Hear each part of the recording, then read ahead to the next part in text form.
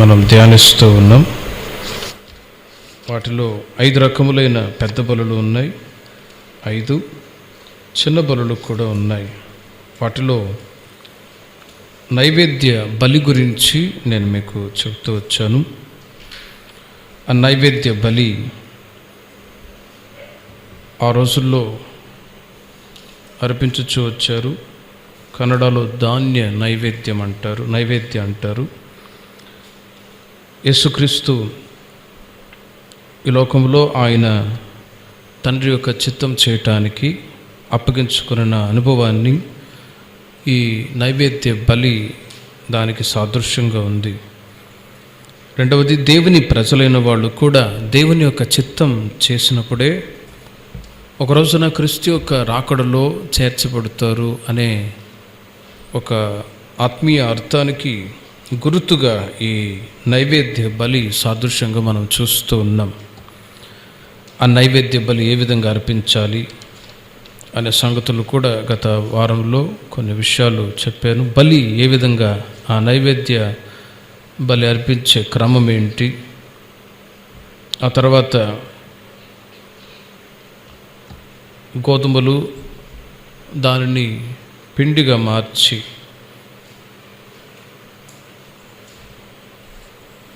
అర్పించాలి అని, ఆ తర్వాత నూనె కూడా దానితో కలపాలని, ఆ తర్వాత అర్పించే విధానం గురించి లేవియాకాండం 2వ అధ్యాయం మొదటి 2 వాక్యాలు మరి ఒకసారి చదువుకుందాం. యెహోవాకు నైవేద్యం చేయనప్పుడు, చూడండి, గోధుమ పిండిదై ఉండవలెను, దాని మీద నూనె పోసి సాంబ్రాణి వేసి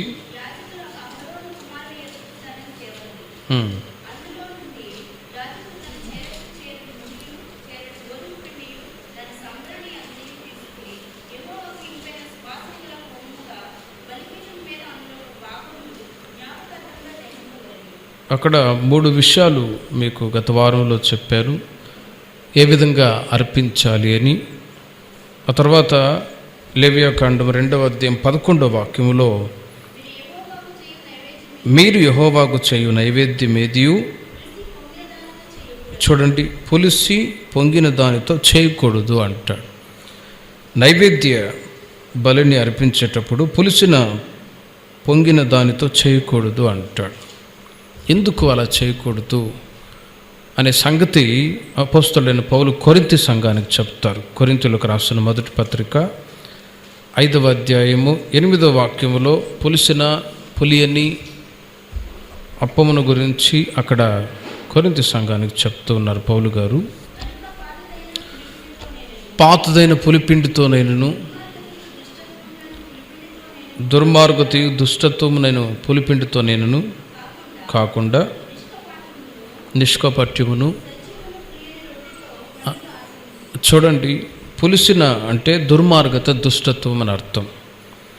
ఒకటి, జీవించే జీవితంలో దుర్మార్గత దుష్టత్వం ఉండకూడదు అని పౌలు గారు చెప్తున్నారు. రెండవది, ఉపదేశాన్ని కూడా అనుసరించి నడిచేటప్పుడు దుర్బోధ గురించినటువంటి ఒక పులిపిండిని గురించి కూడా పౌలు గారు యేసుక్రీస్తు చెప్పారు. మత్తయి సువార్త 16వ అధ్యాయం 12వ వాక్యంలో ఆ మాటను మనం చదువుతూ ఉన్నాం. పులిపిండి అన్నప్పుడు దుర్మార్గత దుష్టత్వంతో కూడినటువంటి జీవితం. రెండవదిగా మత్తయి సువార్త 16వ అధ్యాయం 12వ వాక్యంలో పులిసిన పిండి రొట్టెల గురించి ఆ సంగతి నేను చెప్పట్లేదు అంటారు.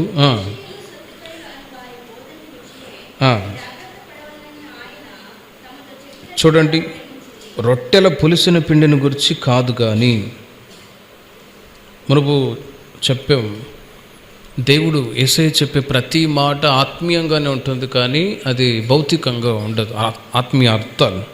అందుకే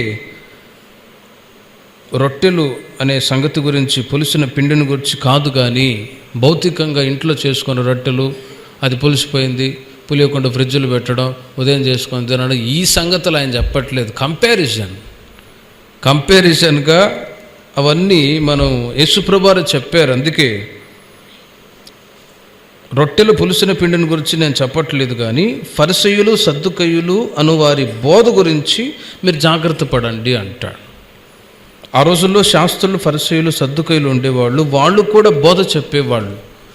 ఆ బోధ ఏంటి అని మనం ధ్యానిస్తే, మోషే ధర్మశాస్త్ర గ్రంథంలో ఉంటున్న ఆ కార్యాలన్నీ క్రొత్త నిబంధన కాలంలో కూడా వాళ్ళు బోధించేవాళ్ళు, అలా చేయమని చెప్పేవాళ్ళు. కానీ యేసుక్రీస్తు వచ్చిన తర్వాత ఇప్పుడు ఆ బోధ, పాత నిబంధన కాలంలో ఉంటున్న ఆజ్ఞలు అవన్నీ మార్చబడ్డాయి. కానీ ఆ సంగతి వాళ్ళు తెలియక వాళ్ళు అంటారు, ఫరిసయ్యులు సద్దుకయ్యులు మేము చెప్పే బోధే కరెక్టు అని. ఈ రోజుల్లో కూడా అలాంటి పరిస్థితులు ఉన్నాయి. పరిశుద్ధులకు ఒక్కసారి అప్పగింపబడిన బోధ నిమిత్తం మీరు పోరాడండి అని యోధా తన పత్రికల్లో చెబితే, ఇప్పుడు కూడా అనేక రకములైన బోధ బయట చాలామంది అంటారు, మేము చెప్పే బోధే కరెక్టు, మేము చేసే క్రమాలే కరెక్టు అని వాళ్ళు అంటారు. ఇప్పుడు అందుకే శాస్త్రులు ఫరిసయ్యులు సద్దుకయ్యులు అటువంటి బోధ అవి ఈ రోజుల్లో కూడా ఉన్నాయి. కనుక ఆ బోధలో కూడా, ఆ బోధన గురించి కూడా మీరు జాగ్రత్త పడాలి అంటాడు. ఈ రోజుల్లో అందుకే అపోస్తలుల యొక్క బోధలో కొనసాగుతూ ఉన్నప్పుడు ఈ బోధను అనుసరించి నడిచేవాళ్ళు ఉన్నారు. రోజులు గడిచే కొలది బోధలో నుండి తొలగిపోయి వారికి అనుకూలమైనటువంటి బోధలో నడిచేవాళ్ళు ఎక్కువ అవుతారు అని బైబిల్ చెప్తూ ఉంది. తిమోతికి అందుకే పౌలు గారు చెప్తారు, అనుకూలమైన బోధ కొరకు వెతికే వాళ్ళు చాలామంది ఉంటారు. మొదట్లో కొంతమంది ఈ బోధను అనుసరించి నడిచేవాళ్ళు ఉన్నారు. రోజులు గడిచే కొలది ఎలా మారిపోతున్నారంటే, 4వ అధ్యాయం 3వ వాక్యంలో తిమోతికి రాసిన చూడండి, జనులు హితబోధను సహింపక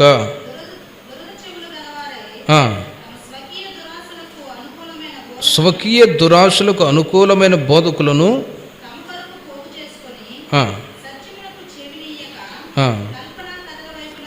చూడండి, కల్పనా కథల వైపునకు తిరుగు కాలము వచ్చేసింది ఆల్రెడీ. ఆ రోజుల్లోనే ముందుగా పౌలు గారు తిమోతితో చెప్పారు ఏమని, జనులు హితబోధను సహింపక, హితబోధ అనే మాటకి ఫుట్ నోట్లో చూడండి, ఆరోగ్యకరమైన బోధ సహింపక దురద చెవులు గలవారై తమ స్వకీయమైన దురాశలకు అనుకూలమైన బోధకులను తమ కొరకు పోగు చేసుకుంటూ ఉన్నారు. ఒకటి, హితబోధను సహించట్లేదు. హితబోధ అంటే ఏంటి? ఏదైనా ఖండించి గద్దించి చెప్పారనుకోండి, ఇక నా గురించే చెప్పాడు అన్నట్లుగా ముఖం మడుచుకుంటారు, నా గురించే చెప్పాడు అన్నట్లుగా హృదయాన్ని కఠినపరుచుకొని ఇంకా విరోధ భావంతో ఉండే అనుభవాలు ఉన్నాయి చూడండి, అవి హితబోధ అంటే ఏంటి? ఇంకా మీకు చెప్పాలంటే, ఇప్పుడు మనం ఆరోగ్యకరంగా ఉండాలంటే భౌతికంగా అన్ని ఆహారాలు సమతోలనమైనటువంటి ఆహారం తినాలి. చేదు తినాలి, ఆ తర్వాత చేదు అవసరమే, ఆ తర్వాత స్వీట్ కూడా అవసరమే. లేదు ఎప్పుడు స్వీటే తింటానంటే షుగర్ పెరిగిద్ది, 300, 400, 500 ఎక్కువ. ఇంకా చేదు కూడా తిన్న ప్రమాదమే. అన్నీ ఈక్వల్గా మనిషికి అవసరం. అయితే ఆధ్యాత్మిక జీవితంలో కూడా, బోధలో కూడా కొందరు ఏం చేస్తున్నారు, హితబోధను సహించట్లేదు, ఆరోగ్యకరమైన బోధను సహించట్లేదు. అందుకొరకు ఏం చేసుకుంటున్నారంటే, వాళ్ళు తమ కొరకు బోధకులని తమ కొరకు పోగు చేసుకుంటూ ఉన్నారు.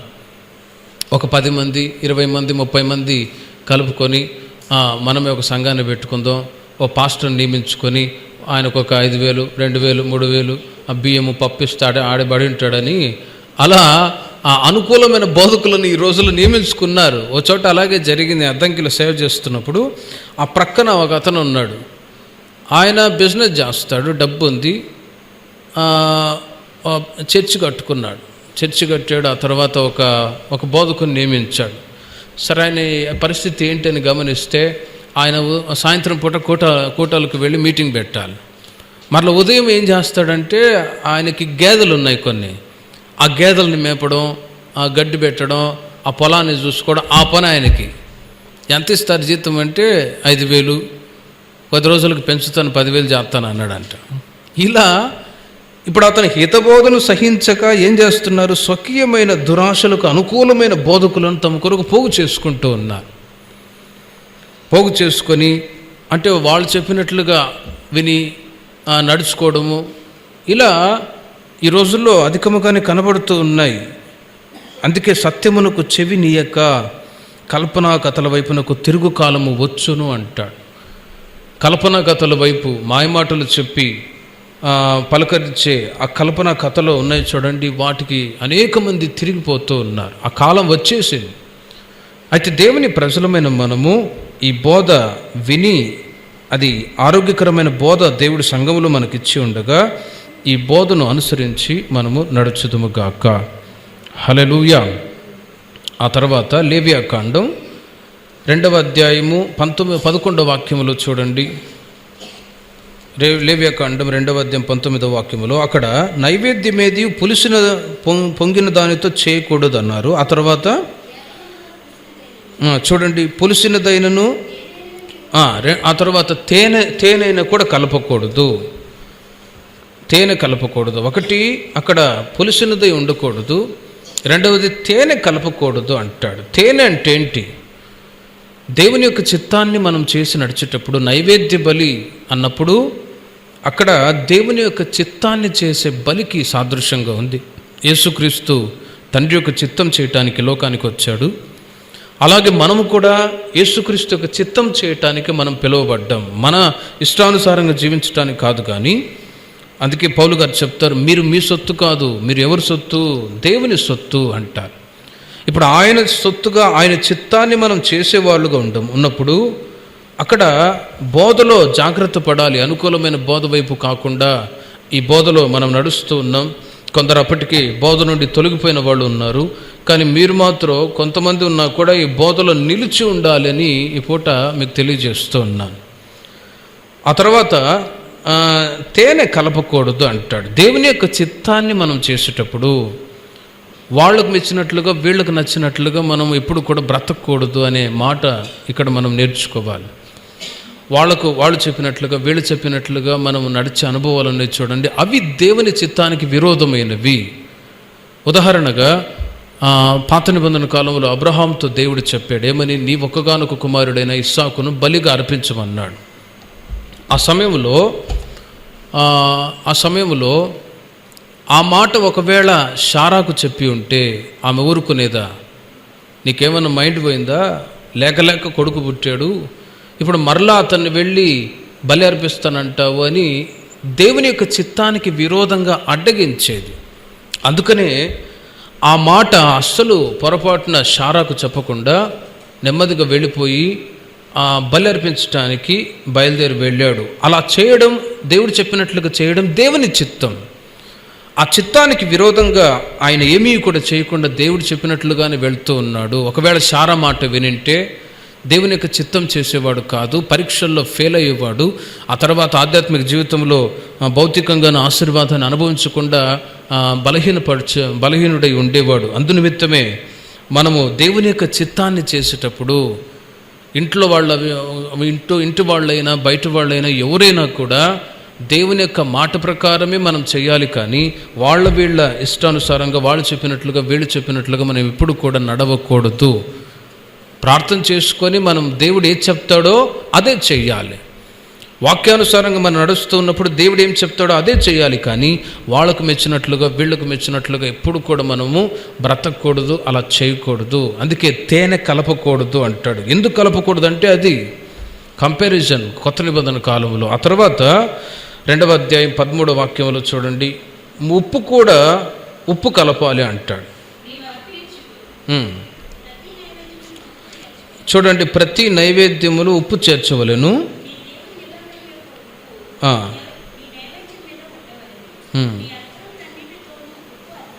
చాలు, నీవు అర్పించు ప్రతి నైవేద్యమునకు ఉప్పు చేర్చవలెను అంటాడు. ఉప్పు చేర్చవలెను. ఉప్పు అంటే ఏంటి మరి? ఉప్పు అంటే ఏంటి? మార్కు సువార్త 9వ అధ్యాయము 50వ వాక్యంలో యేసు ప్రభువు ఒక మాట చెబుతూ ఉన్నారు. మార్కు సువార్త, ఉప్పు మంచిదే కానీ ఉప్పు నిస్సారమైన ఎడల అది దేని వలన సారం పొందును?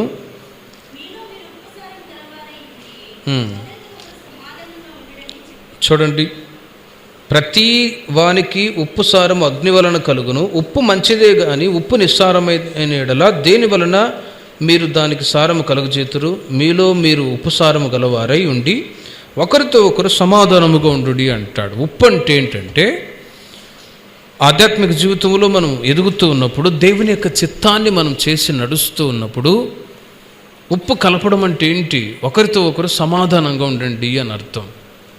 ఒకరితో ఎవరితో? ముఖ్యముగా దేవునితో సమాధానంగా ఉండే అనుభవము, ఆ తర్వాత దైవ సేవకులతో ఒక సమాధానాన్ని, ఐక్యతను కాపాడుకునే అనుభవం చాలా ముఖ్యం. ఒకటి, సంఘములో మనం ఉన్నప్పుడు అందరితో సమాధానము, దైవ సేవకులతో సమాధానం కలిగి ఉండే అనుభవము, దానిని మనం కాపాడుకున్నప్పుడు దేవుని యొక్క కృపను పొంది దేవుని యొక్క చిత్తాన్ని మనం చేయగలము. కొలస్సీయులకు రాసిన పత్రిక 4వ అధ్యాయం 6వ వాక్యములో కూడా మనం గమనిస్తూ ఉన్నాము. సంఘానికి పౌలు గారు చెప్తూ ఉన్నారు ఉప్పును గురించి. ప్రతి మనుషునికి ఎలాగూ ప్రత్యుత్తరం ఇవ్వవలెనో,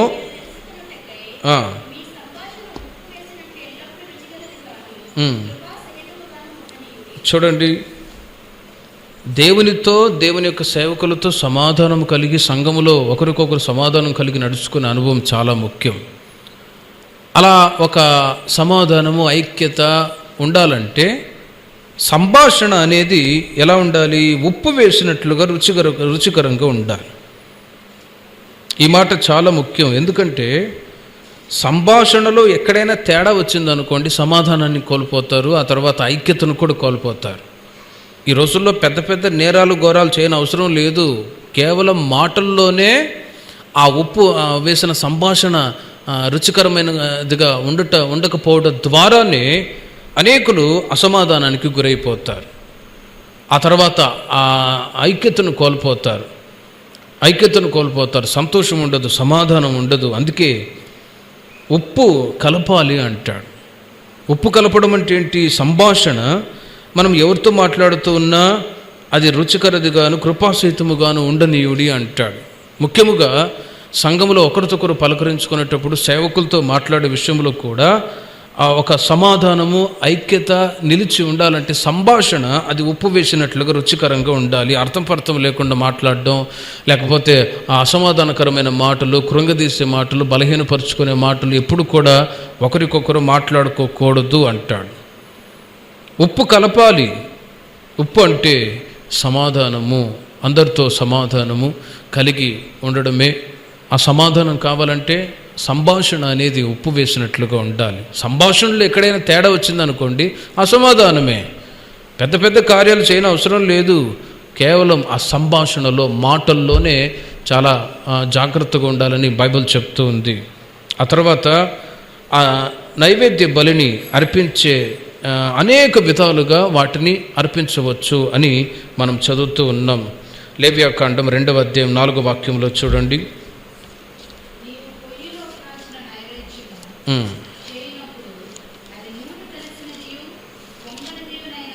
చాలు, మీరు తర్వాత చదువుకోనండి, నేను రెఫరెన్స్ చెప్తాను ఒక్కొక్కటిగా.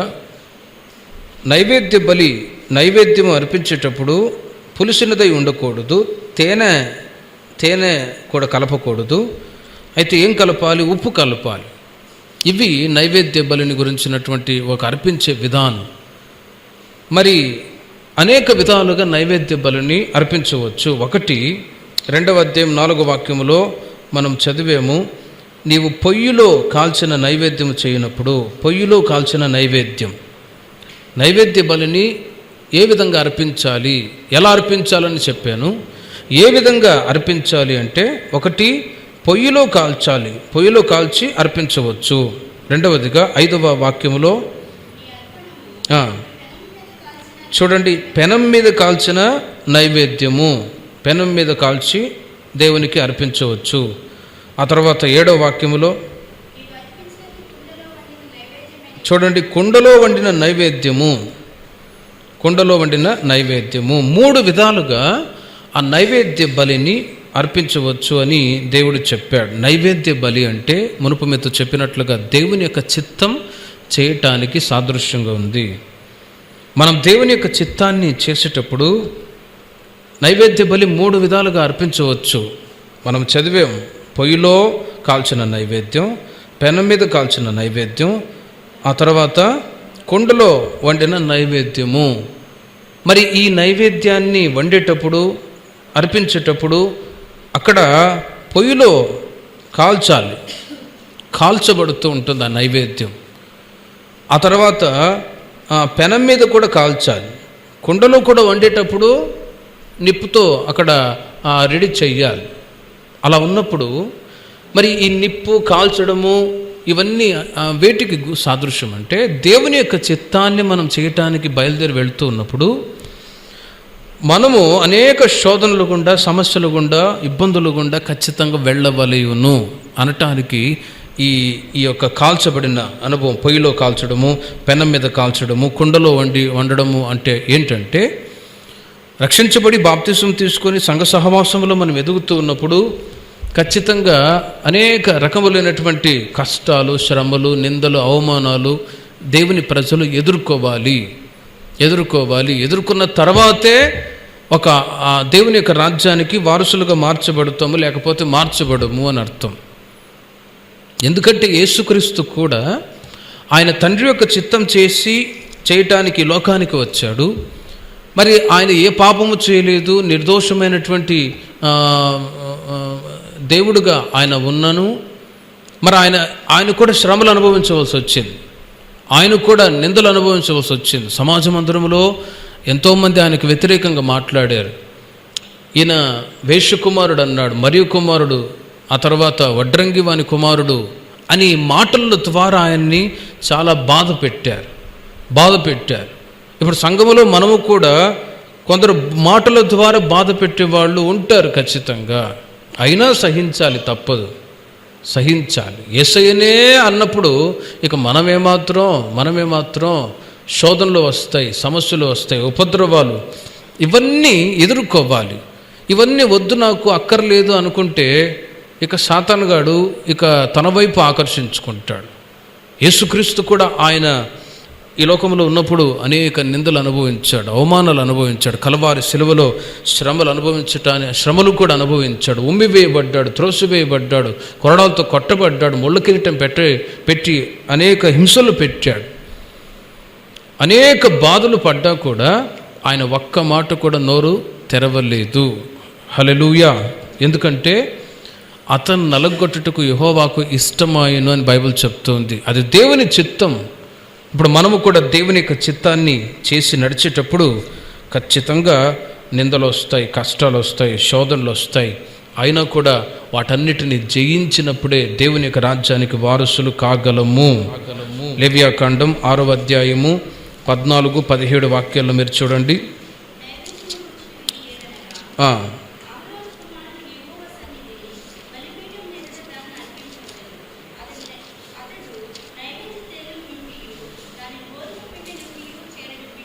చాలు, అహరోను కుమారులు యెహోవా సన్నిధిని బలిపీఠం ఎదుట దానిని అర్పించవలెను అంటాడు.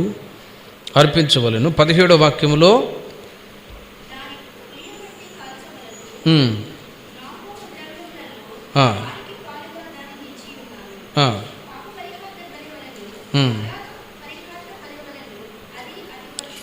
ఏది అతి పరిశుద్ధము? ఈ నైవేద్య బలి అతి పరిశుద్ధం అనే మాట మీరు నోట్ చేసుకోండి. అతి పరిశుద్ధమైంది, అది అతి పరిశుద్ధమైంది. నైవేద్యమును గురించిన విధి ఏదంటే, అహరోను కుమారులు యెహోవా సన్నిధిని బలిపీఠం ఎదుట దాన్ని అర్పించాలి. అది అతి పరిశుద్ధము, అతి పరిశుద్ధము. మరి అతి పరిశుద్ధమైనటువంటి ఆ నైవేద్య బలి ఆ రోజుల్లో అర్పించాలి. అంటే దేవుని యొక్క చిత్తాన్ని మనము చేసినప్పుడే ఖచ్చితంగా అతి పరిశుద్ధ స్థలంలో మనము కూడా చేరగలము, లేక దేవుని యొక్క రాజ్యానికి మన వారసులు కాగలము.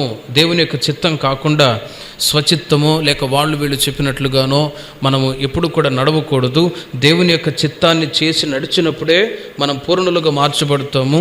అప్పుడు దేవుని యొక్క రాజ్యానికి వారసులు కాగలము.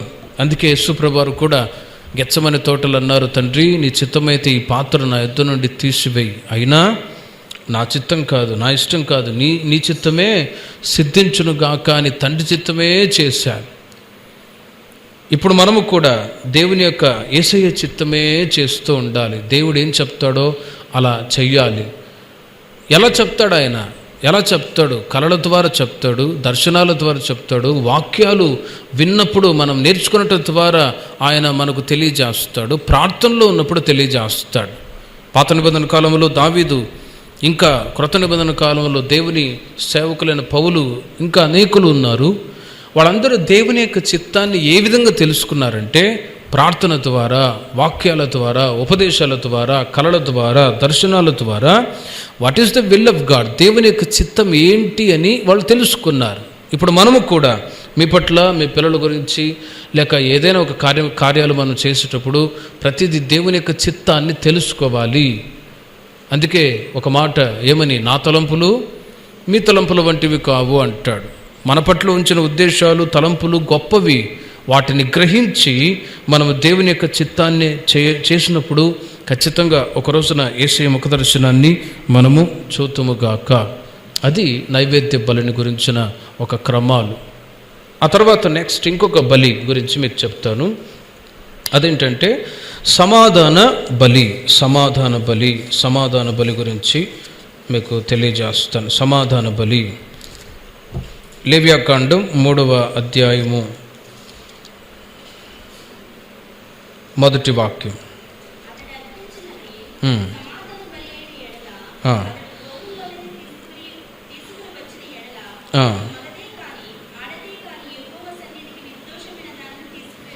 చాలు. ఆ 3వ అధ్యాయములో సమాధాన బలి గురించి మనం చదువుకోవచ్చు. సమాధాన బలి గురించి 3వ అధ్యాయంలో వ్రాయబడి ఉన్నది. ఆ సమాధాన బలి అన్నప్పుడు దేవుడు మనకిచ్చినటువంటి సమాధానాన్ని ప్రభు రాకడ వరకు, లేక కన్ను మూసేంత వరకు కాపాడుకోవాలి. అప్పుడే యేసుక్రీస్తు ప్రత్యక్షమైనప్పుడు సమాధానము ఎవరైతే కలిగి ఉంటారో అప్పుడే ఆ సమాధానం కలిగిన వాళ్ళే ఆయనను ఎదుర్కోగలరు, లేకపోతే ఎదుర్కోలేరు అని అర్థం. యేసుక్రీస్తు ప్రత్యక్షమైనప్పుడు పేతురు రాసిన 2వ పత్రిక 3వ అధ్యాయం 14వ వాక్యంలో మీరు చూడండి. సమాధాన బలి దేనికి సాదృశ్యం అనే సంగతి మీకు చెప్తాను. చూడండి, వీటి కొరకు మీరు కనిపెట్టువారు గనుక శాంతము గలవారై ఆయన దృష్టికి నిష్కళంకులుగాను నిందారహితులుగాను కనబడినట్లు జాగ్రత్త పడండి అంటాడు. ఈ సమాధాన బలి అంటే దేనికి గుర్తు అంటే యేసుక్రీస్తు ప్రత్యక్షం అయ్యే సమయంలో దేవుని ప్రజలైన వాళ్ళందరూ కూడా శాంతము గలవారే ఉండాలి అని. శాంతం గలవారే ఉండమంటే ఇంకా మౌనంగా ఏం మాట్లాడకుండా ఉండమని కాదు. శాంతము గలవారే ఉండండి అంటే అర్థం ఏంటి అంటే దేవుడిచ్చిన సమాధానాన్ని కాచుకొని ఉండాలి అని అర్థం. శాంతం గలవారే ఉండండి అంటే ఏం మాట్లాడకుండా, ఎవరితో పలకకుండా ఒలకకుండా ఉండమని కాదు. శాంతము గలవారే ఉండండి అంటే ఆత్మీయంగా మనం దేవుడిచ్చిన సమాధానాన్ని కాచుకోవాలి. వీటి కొరకు కనిపెట్టుచున్నారు. వేటి కొరకు? 13వ వాక్యంలో చూడండి, దేవుడు మనకు వాగ్దానం చేశాడు.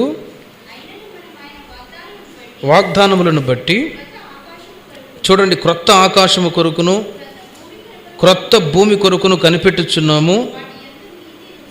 యేసుక్రీస్తు దినము సమీపిస్తుంది. పై వాక్యాలు మీరు తర్వాత చదువుకోనండి. ఆ దినము దొంగవలె వచ్చును అని చాలా విషయాలు, సీక్రెట్ కమింగ్. యేసుక్రీస్తు ప్రత్యక్షమయ్యే దినాలు సమీపిస్తూ ఉన్నాయి.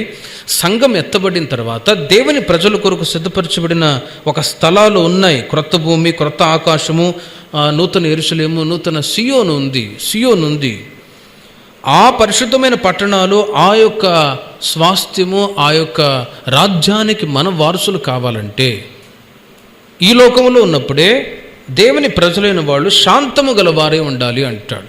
అంటే దేవుడిచ్చిన సమాధానాన్ని కాచుకొని ఉన్నప్పుడే ఒక రోజున సమాధానం కలిగిన ఆ రాజ్యానికి మనము చేరగలము. హల్లెలూయా.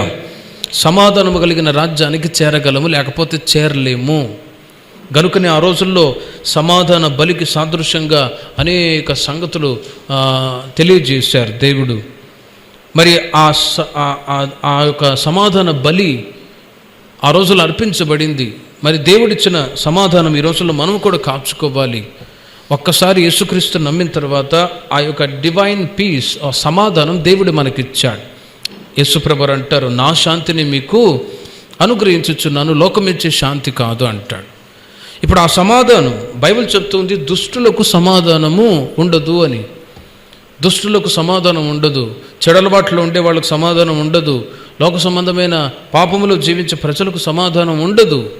మునుపు మనం అలా ఉన్నాం గతంలో, కానీ ఇప్పుడు దేవుడు మనకు సమాధానం ఇచ్చాడు. అందుకే ఆయన అంటాడు, నా యొద్దకు రండి, నేను మీకు విశ్రాంతినిస్తాను అన్నాడు. ఏంటి విశ్రాంతి? దేవుడు మనకిచ్చిన పాప క్షమాపణలో విశ్రాంతి, దేవుని సన్నిధికి వచ్చినప్పుడు విశ్రాంతి, వాక్యాలు చదివినప్పుడు విశ్రాంతి, ప్రార్థన చేసుకున్నప్పుడు విశ్రాంతి. ఇవన్నీ మన జీవితాల్లో కాచుకుంటూ ఉన్నప్పుడే ఒక రోజున సమాధానకర్త అయిన దేవుణ్ణి మనం ఎదుర్కోగలము. ఇంకా లోతుగా మీకు చెప్తాను. ఈ లోకంలో ఉన్నప్పుడు ఒక రోజున యేసుక్రీస్తు యొక్క ముఖదర్శనాన్ని మనం చూడాలంటే ఈ లోకంలో ఉన్నప్పుడే దేవుడిచ్చిన సమాధానాన్ని కాచుకోవాలి.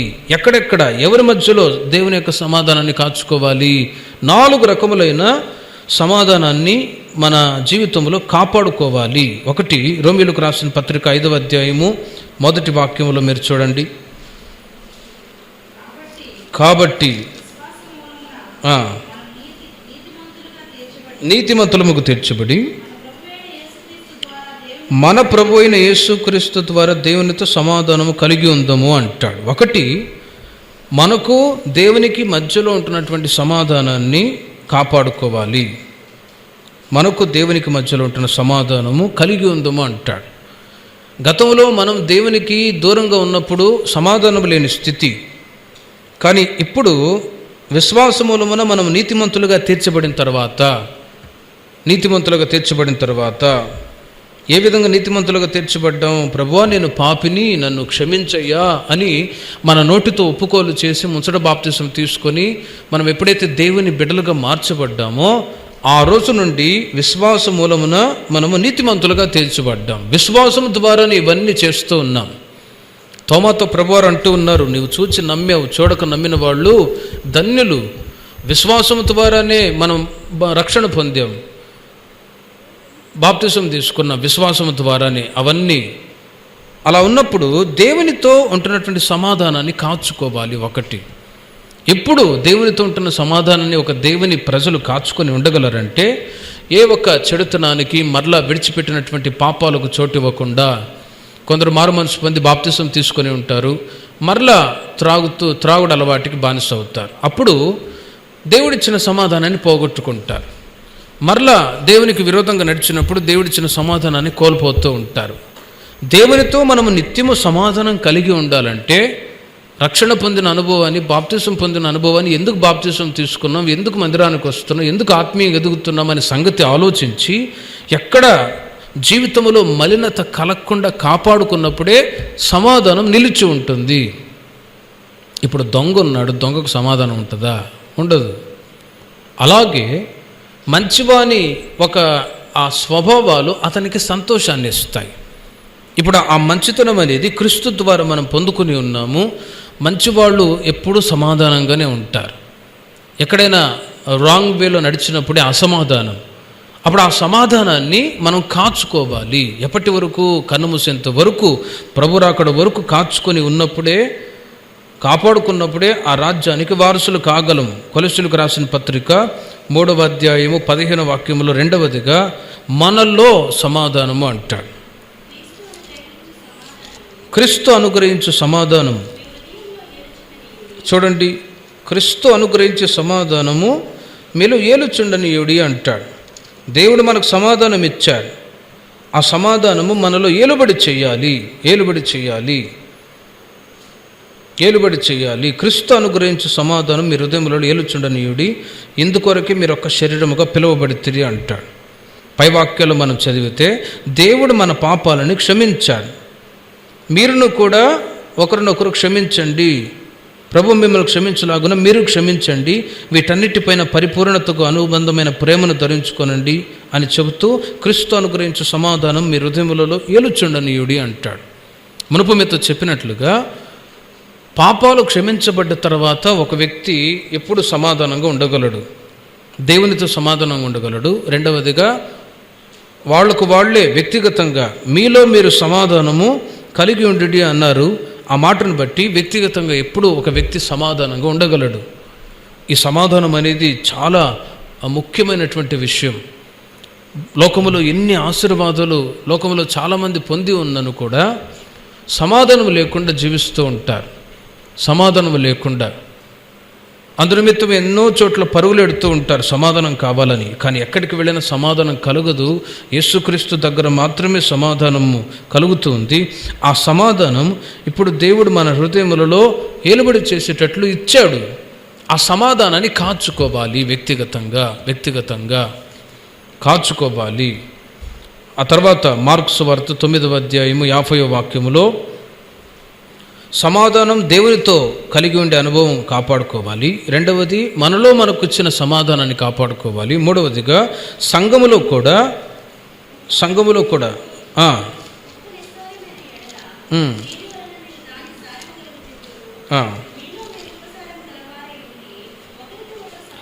చూడండి, మూడవదిగా ఒకరితో ఒకరు సమాధానంగా ఉండే అనుభవాన్ని కూడా కాపాడుకోవాలి ప్రభు రాకడ వరకు.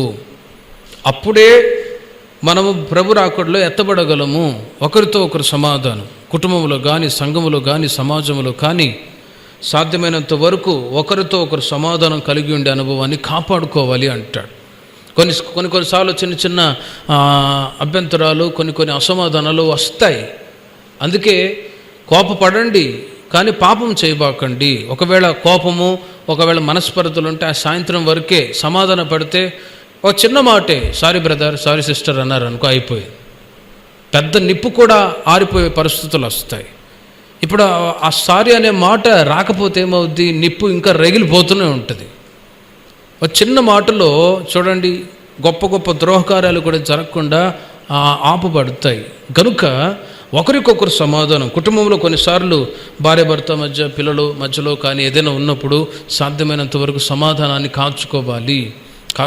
సంఘంలో కూడా చిన్న చిన్న ఇబ్బందులు కలిగిన ఒకరికొకరు క్షమించుకొని సమాధాన పడాలి. కొందరు సమాధాన పడరు, ఆయన బలలో పాలు పొందుతారు. అలాంటి వాళ్ళకి బల్ల అవసరం లేదు. ఇంకెందుకు అసమాధానంతోనే ఉండొచ్చు. అసమాధానంతో ఉండి ఐక్యతకు భిన్నంగా నడుచుకొని నేను కూడా ఐఎమ్ వాకింగ్ విత్ జీసస్ అని చెప్పి ఇక బలలో పాలు పొంది అలా ఉన్నా కూడా దానికి తగిన శిక్ష ఉంటుందని బైబిల్ చెప్తుంది. రోగాలు వస్తాయి, అందరూ వెంటనే త్వరగా టికెట్ తీసుకొని వెళ్ళిపోతారని బైబిల్ చెప్తుంది. రోమీయులకు రాసిన పత్రిక 12వ అధ్యాయం 8వ వాక్యంలో అందరితో సమాధానంగా ఉండండి అంటాడు. రోమీయులకు రాసిన పత్రిక 12:18.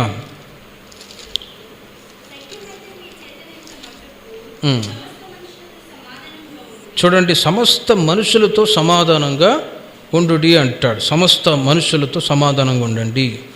శక్యమైతే మీ చేతనైనంత మట్టుకు మనుషులందరితో సమాధానంగా ఉండండి. అందరితో 4 రకములైనటువంటి సమాధానాన్ని దేవుడు మనకు సమాధానం ఇచ్చాడు. ఆ సమాధానాన్ని కాచుకోవాలి. దేవునితో ఉంటున్న సమాధానం, మనలో మనకు సమాధానం, ఒకరితో ఒకరు సమాధానం, మనుషులందరితో సమాధానంగా ఉండాలి. సమాధానాన్ని కాపాడుకోవాలి. కనుక ఈ సమాధాన బలి అన్నప్పుడు దేవుడు మనకిచ్చిన సమాధానాన్ని కాచుకోవడం, మనుషులందరితో సమాధానంగా ఉండే అనుభవానికి గుర్తయి ఉన్నది.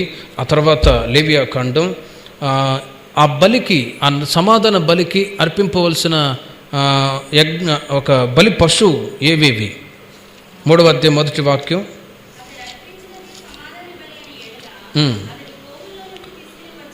చూడండి, 1 గోవులలో నుండి అర్పించవచ్చు. రెండవదిగా 3వ అధ్యాయం 7వ వాక్యం. చూడండి, గొర్రె పిల్లల్లో కూడా అర్పించవచ్చు. ఆ తర్వాత 12వ వాక్యం, మేక అయిన ఎడల. చూడండి, గోవులలో నుండి కానీ, ఆ తర్వాత రెండవది 7వ వాక్యంలో గొర్రె పిల్లల్లో కానీ మేక అయినా కూడా యెహోవాకు అర్పించవచ్చు నైవేద్య బలిగా. బలి వస్తువు. మరి అర్పించే విధానం ఏంటి? అర్పించే విధానం ఏంటంటే 3వ అధ్యాయము 2వ వాక్యం నుండి చూడండి.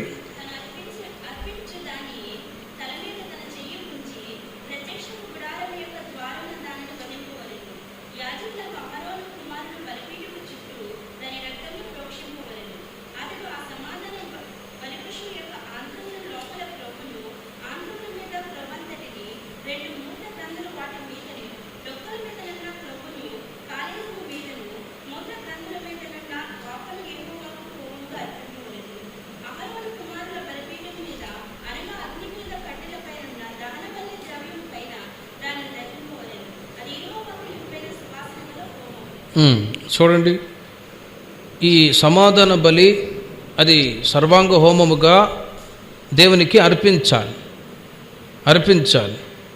మరి అర్పించిన తర్వాత దహించవలసిన ఆ మృగం యొక్క అవయవాలు ఏవి? 9వ వాక్యములో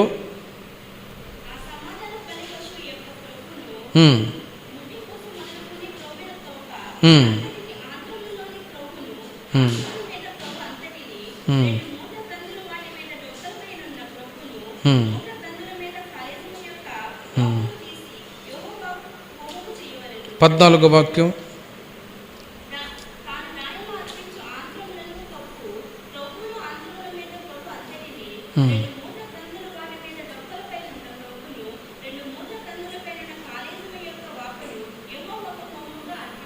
చూడండి, ఇవి అర్పించే విధానం. ఈ వాక్యాలన్నీ ఎప్పుడు చదివి ఉండరు, ఇప్పుడైనా చదవాలి కదా. ఇంక చదివితే కీర్తనలు, సామెతలు ఇవి చదువుకొని మామూలుగా ఊరుకుంటాం. ఇప్పుడు చూడండి ఎలా ఉన్నాయో వాక్యాలు. ఇవి ప్రభువుకు అర్పింపవలసినటువంటి ఒక సమాధాన బలి. అవి యొక్క అవయవాలు ఏ విధంగా విడదీయాలి, ఆ తర్వాత కాల్చాలి అనే సంగతులు అక్కడ క్లియర్గా వ్రాసి ఉంచారు. ముఖ్యముగా 16వ వాక్యాన్ని ఒక మాట చదవండి. యాజకుడు బలిపీఠం మీద వాటిని దహింపవలెను,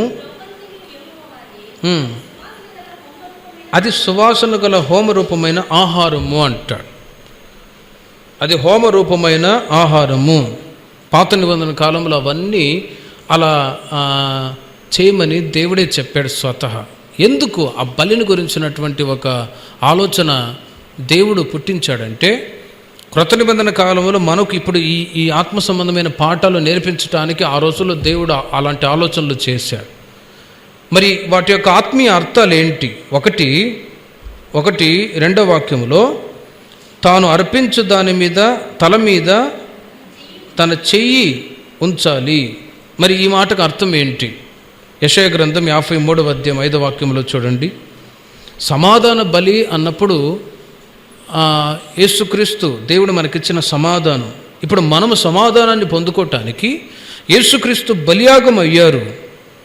అందుకే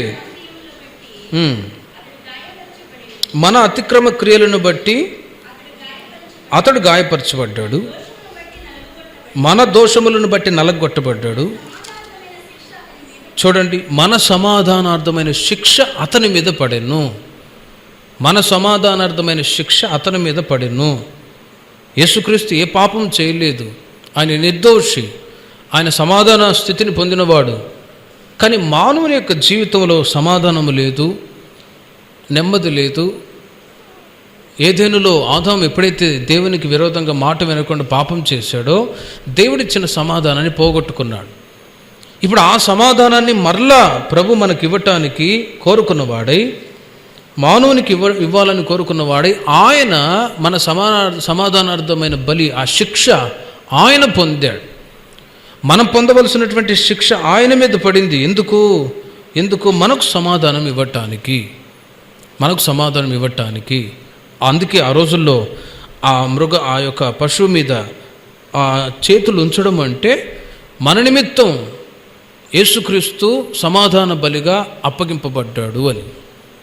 ఇప్పుడు ఆయన ద్వారానే మనం సమాధానాన్ని పొందుకుంటూ ఉన్నాం. అందుకే నా శాంతినే మీకు ఇస్తానంటాడు. ఆయన ద్వారానే ఇప్పుడు ఆ సమాధానకరమైనటువంటి జీవితాన్ని మనం పొందుకొని ఉన్నాము. అందుకు దేవునికి మహిమ కలుగునుగాక. ఆ తర్వాత క్రింది వాక్యాలు చూడండి. 2వదిగా ఆ మృగాన్ని, ఆ జంతువును, లేవియాకాండం 3వ అధ్యాయము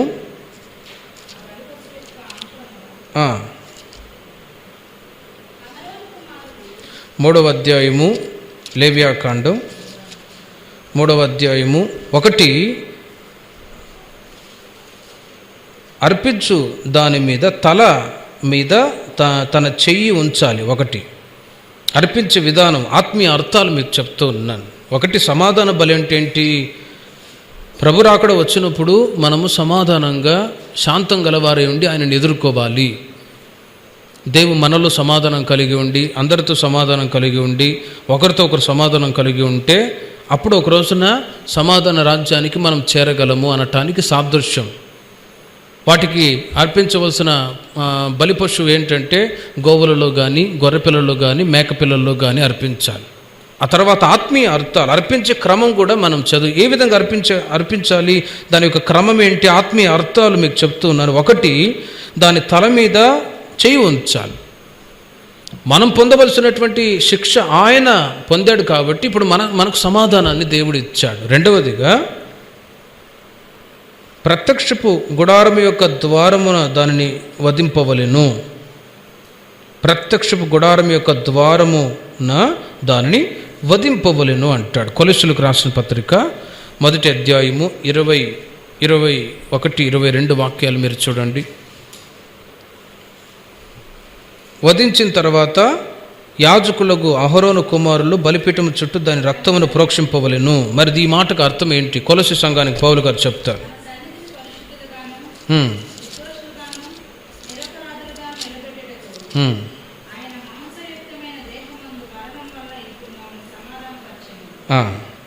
సమాధాన పరుచుకున్న వలన తండ్రి అభిష్టమాయును.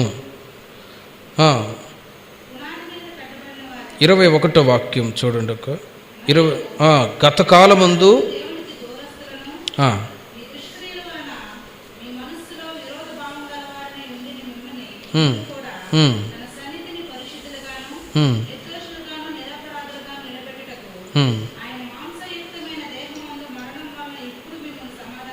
చాలు చూడండి.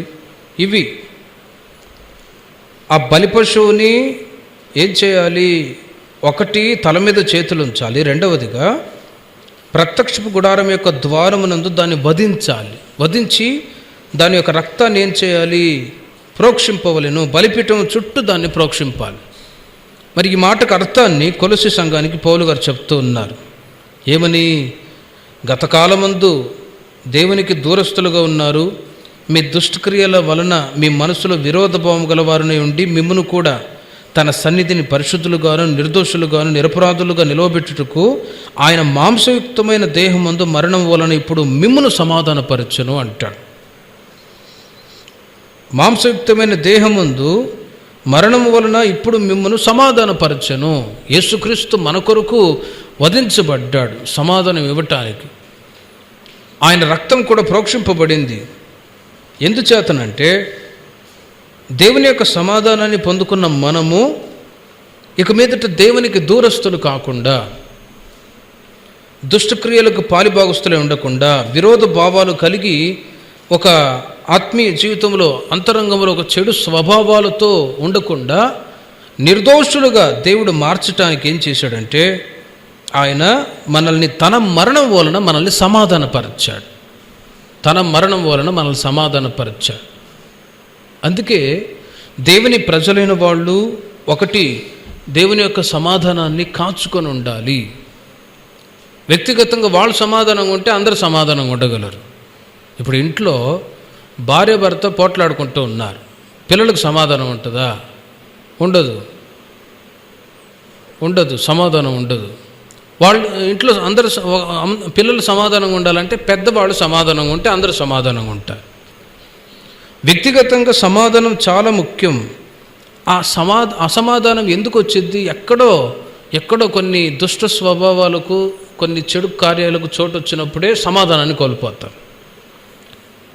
ముఖ్యముగా ఈ మాట ప్రకారం గమనిస్తే, దుష్క్రియల వలన మీ మనసులలో విరోధ భావములు ఉన్నాయి. దుష్ట క్రియలను బట్టి ఒక దేవుని ప్రజలు సమాధానాన్ని కోల్పోతారు. ఆ సమాధానము దుష్ట క్రియల చేత పోగొట్టుకున్నప్పుడు, దానిని సరిచేసుకున్నప్పుడు దేవుడు సమాధానం ఇస్తాడు.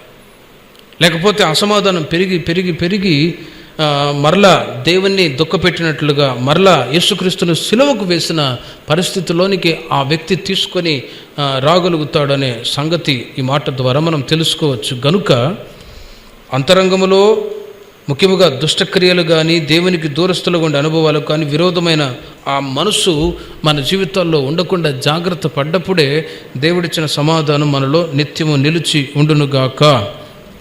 3వ అధ్యాయము 3వదిగా అర్పించే విధానం ఏంటి, దాని అర్థాలు చెప్తూ ఉన్నాను మీకు. 3వ వాక్యములో, అతడు ఆ సమాధాన బలిపశువు యొక్క అంతరముల లోపలి క్రొవ్వును, అంతరముల మీది క్రొవ్వు అంతటిని చూడండి, కన్నడలో కరుಳುಗಳನ್ನು ಮುಚ್ಚಿರುವ కొవ్వు అని వ్రాయబడి ఉంది. కరుಳುಗಳ ಮೇಲಿರುವ కొవ్వు, కరుಳುಗಳನ್ನು ముచ్చిರುವ కొవ్వు అని వ్రాయబడి ఉంది. యెషయా గ్రంథం 16వ అధ్యాయము 11వ వాక్యం. ఈ యొక్క అంతరములు అన్నప్పుడు కనికరానికి సాదృశ్యం, కనికరానికి గుర్తు. యెషయా గ్రంథం 16వ అధ్యాయం 11వ వాక్యంలో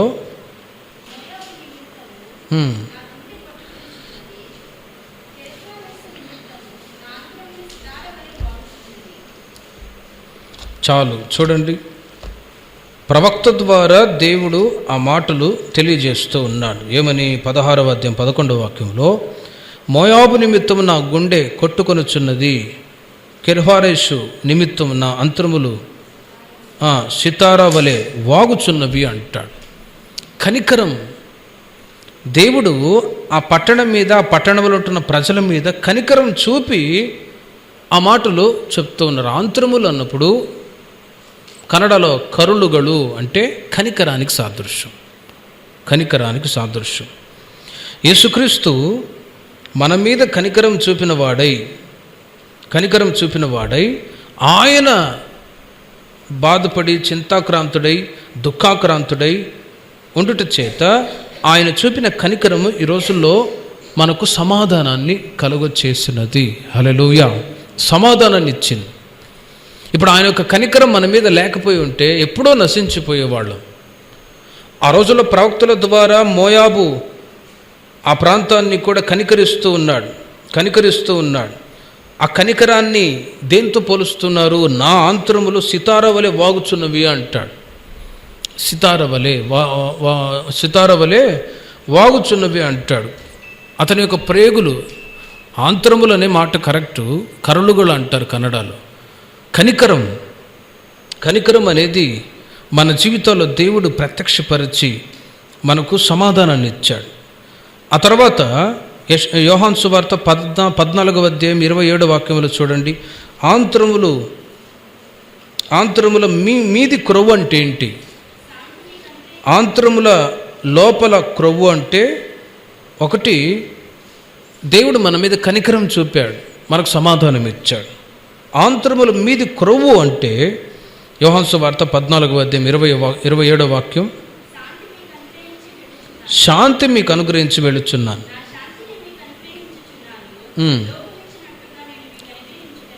చూడండి, లోకమిచ్చే శాంతి మీకు అనుగ్రహించటం లేదు. ఒక వ్యక్తి లోకములో శాంతి సమాధానాల కొరకు చాలామంది గోవాకు పరిగెత్తుకొని వస్తారు. ఈ రోజుల్లో ఎక్కడ చూసినా ప్రజలే కనబడుతున్న టౌన్కి వెళ్తే. ఎందుకు వచ్చారు వీళ్ళంటే శాంతి కొరకు, సమాధానం కొరకు, తిరిగి త్రాగి అది సుఖభోగాల ద్వారా లోకంలో ఉండే ప్రజలు వాళ్ళ హృదయాలలో సమాధానాన్ని పొందాలని ప్రయాసపడుతూ ఉన్నారు. మ్యూజిక్ పెట్టుకొని డ్యాన్స్ చేసేవాళ్ళు ఉన్నారు. అందువలన సమాధానం కలుగుతుంది అని ప్రజలు అనుకుంటూ ఉన్నారు. అయితే అందువలన సమాధానం దొరకదు. మన రోజున ఇండోనేషియాలో భూకంపం వచ్చింది. సునామీ వచ్చింది. ఆ వీడియోలో చూపించారు. అందరూ పాటలు పాడి డ్యాన్స్ వేస్తుంది. ఒక్కసారిగా కొట్టిపడేసింది అందరిని. ఇప్పుడు వాళ్ళు అనుకున్నారు వాటి ద్వారా సుఖభోగాలు, లోక సంబంధమైనటువంటి కార్యాల ద్వారా నెమ్మది కలుగుతూ ఉందని. వాటి ద్వారా నెమ్మది కలగదు. అందుకే యేసుప్రభువు అంటారు ఏమని? నా శాంతిని మీకు అనుగ్రహిస్తాను, లోకం ఇచ్చే శాంతి కాదు. లోకములో మరి ఏముంది లోకములో? యోహాను సువార్త 16వ అధ్యాయం 33వ వాక్యములో లోకములో శ్రమలున్నాయి అని చెప్తారు యేసుప్రభువు వారు. చూడండి, సమాధానం ఎవరి యందు కలుగుతుంది? యేసుక్రీస్తునందే సమాధానం. లోకములో కలగదు. సుఖభోగాలు జీవించడం ద్వారా కలగదు. లోక సంబంధమైన చెడు అలవాట్లు కలిగి విచ్చలవిడిగా ప్రవర్తించడం ద్వారా సమాధానం కలుగుతుందని ప్రజలు వెతుకుతూ ఉన్నారు. కానీ యేసుప్రభువు వారు అంటారు, నా యందు మీకు సమాధానం కలుగునట్లు ఈ మాటలు చెప్తున్నాను. చూడండి, లోకంలో ఏముంది? శ్రమలే ఉన్నాయి, సమాధానం అనేది ఎక్కడా లేదు. అందుకే అప్పుడప్పుడు వృద్ధాప్యంలో ఉండేవాళ్ళు, అయ్యా ఎందుకయ్యా ఈ లోకంలో చచ్చిపోయేటట్టు ప్రార్థన చేయంటారు. ఆ మధ్య ఆంధ్రలో ఒక పండు ముసలమ్మ, ఆమెకు ఎన్ని సంవత్సరాలు ఉంటాయి అవ్వా నీకంటే 100 సంవత్సరాలు దాటినాయ్యా అంటది. 100 సంవత్సరాలు దాటాయ్యా అంటది. పళ్ళు కూడా ఉన్నాయి, ఇంకా కొన్ని. కంటికి కళ్ళజోడ అసలు లేదు. చెవులు స్పీకర్లు కూడా బాగా పనిచేస్తున్నాయి. చెవులు కూడా ఒక్క ఫాల్ట్ లేదు. అప్పుడు అనుకున్నాను, అన్నీ ఉన్నా కూడా ఎందుకయ్యా నేను పోయేటట్టు ప్రార్థన చేయంటది. ఆయుష్ దేవుడు ఇచ్చినప్పుడు నేను బొమ్మను ప్రార్థన చేస్తే పోతావా అంట. ఆయుష్ అనేది దేవుడు ఇచ్చాడు, ఉండు తిని పడుకో అని చెప్పాను ప్రార్థన చేసి. అలా లోకములో శాంతి అనేది వెతుకుతున్నారు, కానీ క్రీస్తులో శాంతి ఉంది. లోకములో ఏమున్నాయి? శ్రమలు ఉన్నాయి, శ్రమలు ఉన్నాయి. లోకములో ఉన్నంత వరకు మనిషి శ్రమలే తప్ప సమాధానాన్ని పొందలేడు. ఆ శ్రమలు కలిగిన ఈ లోకంలో మనం సమాధానాన్ని పొందుకోగలుగుతున్నామంటే క్రీస్తు దగ్గరికి మనం వచ్చాము కాబట్టే మనకు సమాధానం ఇచ్చాడు. దేవునికి మహిమ కలుగును గాక. హల్లెలూయా.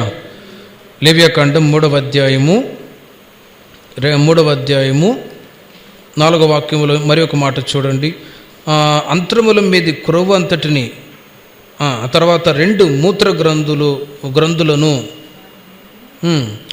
2 మూత్ర గ్రంథులు 2 ಹುರುಳಿಕಾಯಿಗಳನ್ನು రాయబడింది కన్నడలో. మూత్ర గ్రంథులు ఇవి కనబడతాయా? కనబడవు, రహస్య స్థలాల్లో ఉంటాయి. మనిషి యొక్క అంటే అవి మూత్ర చదవండి ఒకసారి.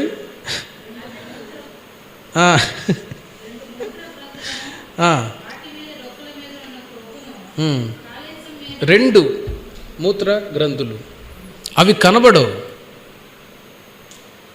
మరి డాక్టర్ గారిని ఆపరేషన్ చేయమని చెప్తే అప్పుడు ఆయన చూపిస్తాడు తీసి. అంటే దేవుని ప్రజలైన వాళ్ళు సమాధానకరంగా ఆశీర్వాదకరంగా జీవిస్తూ ఉన్నప్పుడు వాళ్ళు రహస్య పాపాల్లో ఉండకూడదు అని. హృదయపు అంతర్భాగంలో దాచి ఉన్న రహస్యమైనటువంటి కార్యాలకు ఆ మూత్ర గ్రంథులు సాదృశ్యంగా ఉన్నాయి.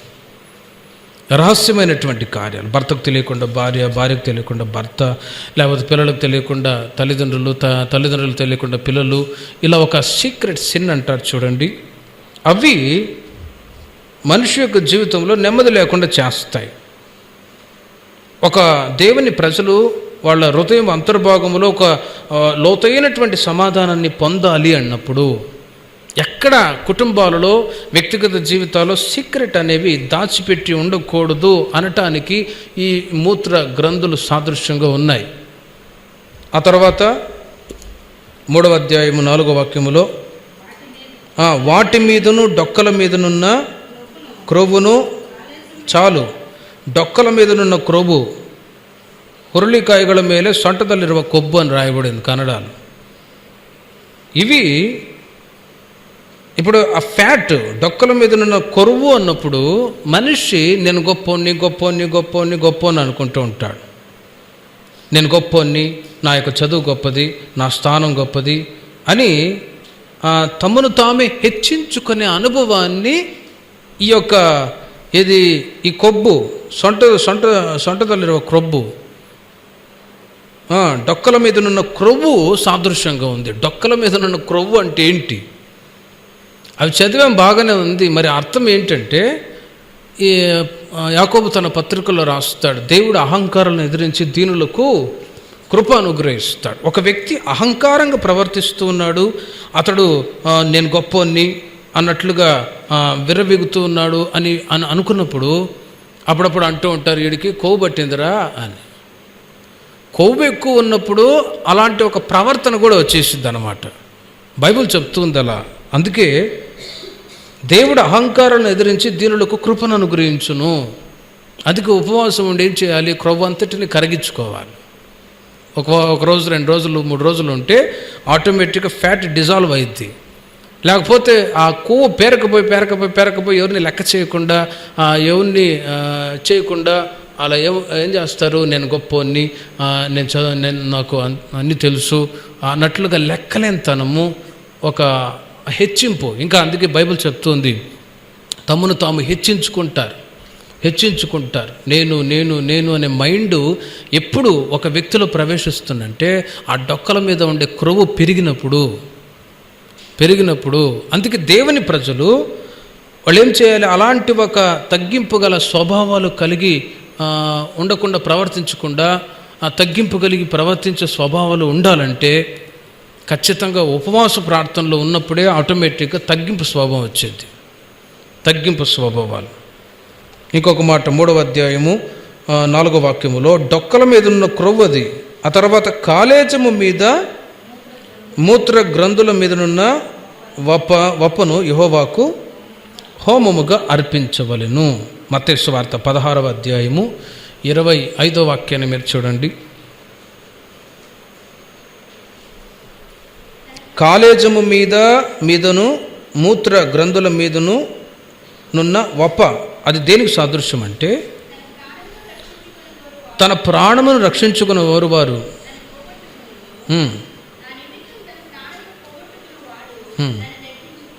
చూడండి.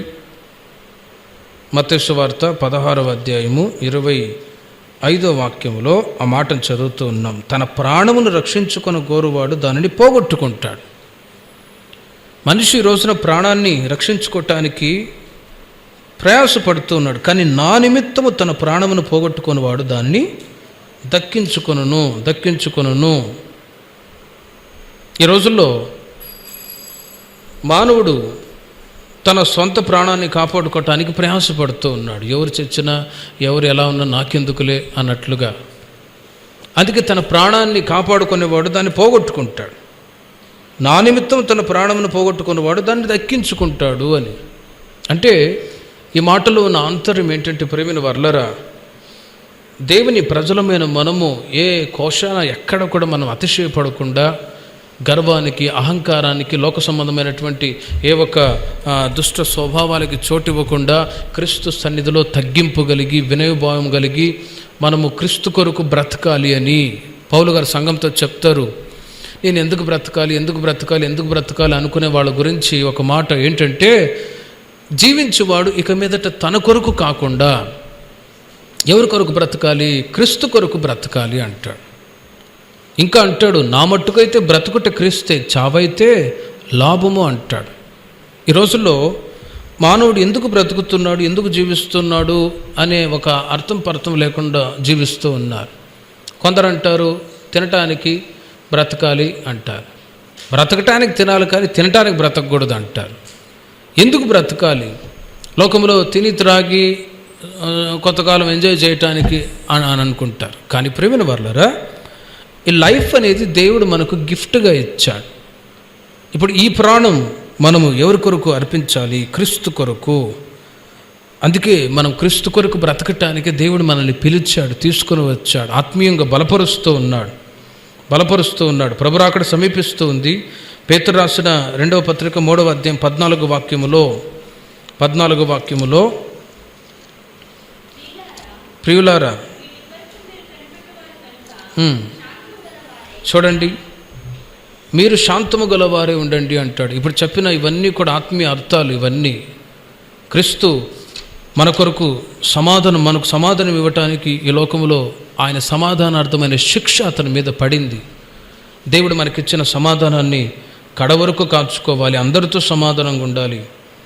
మనలో మనం సమాధానం కలిగి ఉండాలి. ఒకరితో ఒకరు సమాధానం కలిగి ఉండాలి. మనము క్రీస్తులోనే అతిశయపడాలి. క్రీస్తు కొరకే జీవించాలి. ఆత్మీయంగా బలపరచబడాలి. అప్పుడు ఒక రోజున క్రీస్తు ప్రత్యక్షమైనప్పుడు ఆయన రాజ్యానికి వారసులు కాగలము. అంతవరకు ఏం చేయాలి? మనం శాంతము గలవారై కనబడినట్లు జాగ్రత్త పడండి. శాంతము గలవారై. ప్రభు ఈ మాటల ద్వారా దేవుడు మనకిచ్చిన సమాధానం నిత్యము నిలిచి ఉండునుగాక. ప్రార్థన చేసుకుందాం. వచ్చే వారంలో ఇంకొక బలిని గురించి మీకు చెప్తాను.